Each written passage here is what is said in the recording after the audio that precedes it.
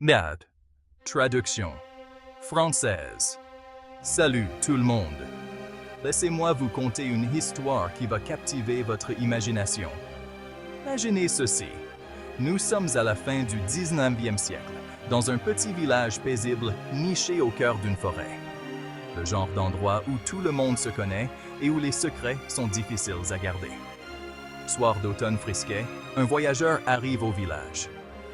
Personnage mystérieux, enveloppé de noir, avec des yeux bleus perçants qui semblent vous transpercer.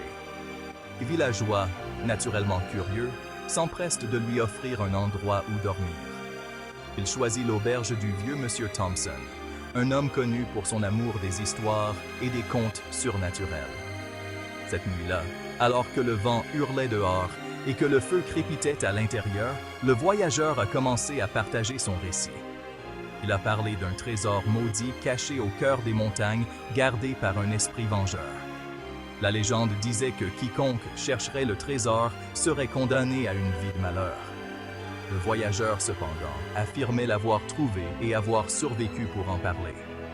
Les villageois étaient envoûtés. Personne n'osait l'interrompre, pas même le vieux Monsieur Thompson. Le voyageur a décrit le voyage avec des détails saisissants, l'ascension périlleuse, le silence inquiétant de la forêt et la rencontre glaçante avec l'esprit. Mais ce qui a le plus frappé les villageois, c'est l'aveu du voyageur qu'il n'avait pas pris une seule pièce du trésor. Lorsqu'on lui a demandé pourquoi, il a simplement répondu « Certaines choses valent mieux rester intactes ». Sur ce, il s'est levé, a remercié M. Thompson pour son hospitalité et a quitté l'auberge. Le lendemain matin, le voyageur était parti, ne laissant derrière lui que son histoire et un sentiment de malaise persistant.